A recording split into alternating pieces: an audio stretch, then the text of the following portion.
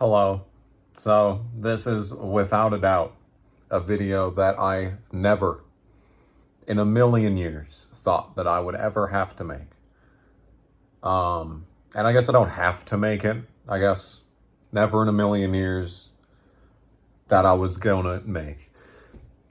But I kind of feel obligated to at least touch on the subject because of the history of this channel. Wow. Riley Herbst, one of the worst drivers in NASCAR history, just won Las Vegas in the Xfinity Series. But you see, this is different. This is unheard of. There have been many terrible drivers to win in NASCAR. John West Townley comes to mind. But his win, it was just a fuel mileage win that, he was pretty fast that day, but it came down to fuel mileage at the end of the day.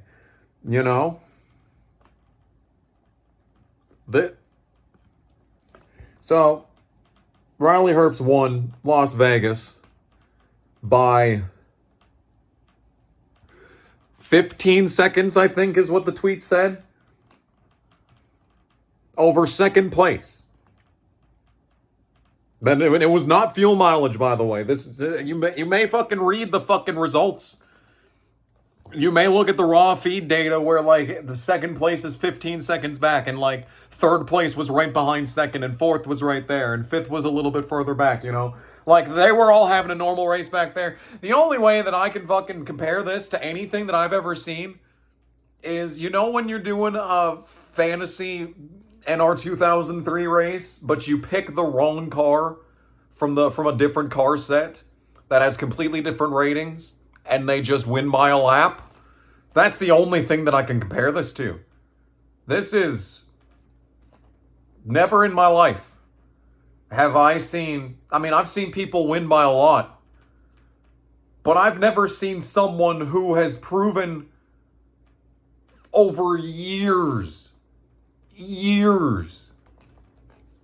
coming up on 7 years. 2017 is when I first heard of Riley Herbst, when he was just existing in the new, brand spanking new Joe Gibbs Racing ARCA car. And I was sitting there like, why the fuck does this car exist? Why does Gibbs need to be in ARCA? And he won at Pocono, and I was like, yeah. He won that year at Pocono, and I was like, yeah. That's what the Gibbs ARCA car should do.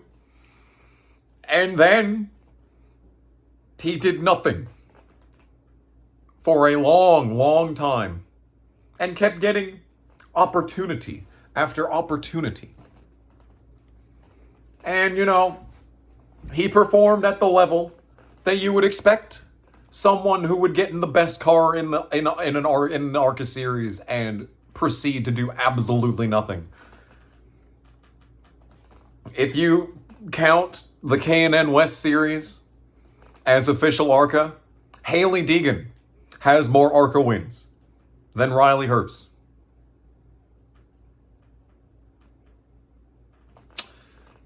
It's just that this wouldn't be. See, I can't be mad about the result, even though I fucking despise Riley Herbst.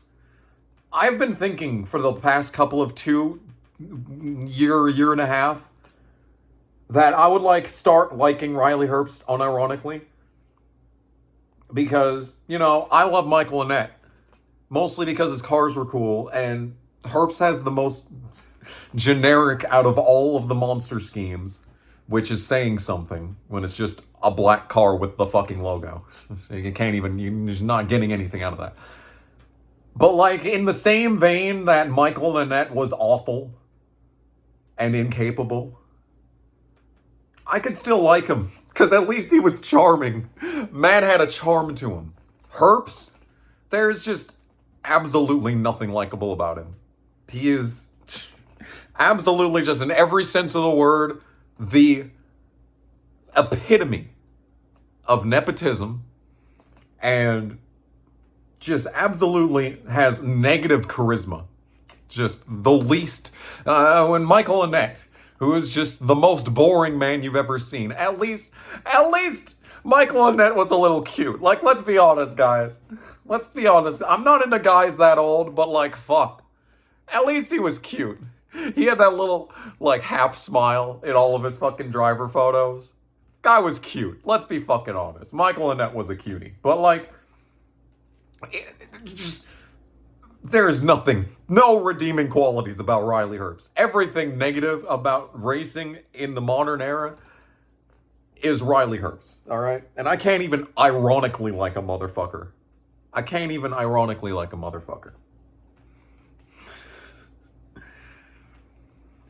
Because, you see, I just have such a difficulty reconciling the events that transpired on Saturday. It's hard. It's hard to comprehend after watching someone's career from start to present. The way that they've demonstrated themselves, the abilities that they've demonstrated to have. Herbst didn't lead more than like 30 laps total in a race. The closest Herbst ever came to winning before yesterday was California 2020.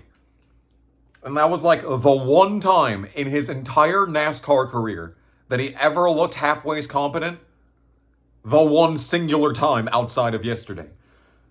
It took him until Watkins Glen of last year, race 23, to lead 10 total laps on the season. And I don't know if I have to remind anybody, but this is the same car that Chase Briscoe stepped into, ran statistically better on average in, what year was it? Oh my god, it's so hard to remember shit from like 5 years ago. It's so easy to live in the present these days. He got into the car in 2018. That's when he won at the Roval. In 2019, he got his first full season in Xfinity, and he only got the one win, but he got like 27 top 10s or some shit. Some fucking ridiculous number. And he actually got less top 10s the year that he got 9 wins. 9 wins. I bring up the fact that it took Riley Herbst up till race 23 of last season to lead 10 laps. Because it took him 23 races to lead as many laps as Chase Briscoe won races in 2020. It was 2020. And then you look at Cole Custer, who got off to a slow start, and then like 5 races in the season, he was just fine. He hasn't, been in contention for wins that much. I mean, he's been in contention for wins. He hasn't dominated races like he did that one year when he was just doing a couple races. When he won for fucking Bobby Daughter. Like, that happened. Fucking goddamn. But you see, the thing is that we all know, like, from what I've just spewed out for the past 2.5 minutes, we all knew that the potential was in the car, the 98 car, the whole time that Herbst has been in it and done fuck all. The potential has been there. Because the cars have been there. But he couldn't beat Parker Kligerman to make the chase. A 12-car chase. He was behind Jeb Burton in points. And Jeb Burton is the most incapable motherfucker on the racetrack. Without a doubt, if I made the top 10 worst drivers list, Jeb Burton would be on it. Because, oh my god. But that's just what I don't understand. That's why I have such a... I don't get it. He's been in NASCAR 4 years. I'm pretty sure that when I went to Phoenix in 2018, he was in that truck race in the 54 with the really cool Advanced Auto Parts paint scheme. I'm pretty sure he was in there. He's been racing in NASCAR since 2018 and has demonstrated absolutely nothing that would reconcile the performance on Saturday. And the only thing that I can think of is that Stuart Haas brought a ridiculously overpowered car. They just pulled whatever the fuck they pulled in the 2017 Homestead race, when Custer just drove off from everyone like to a 12-second lead, and he would have won that championship if he'd finished one position better at Phoenix.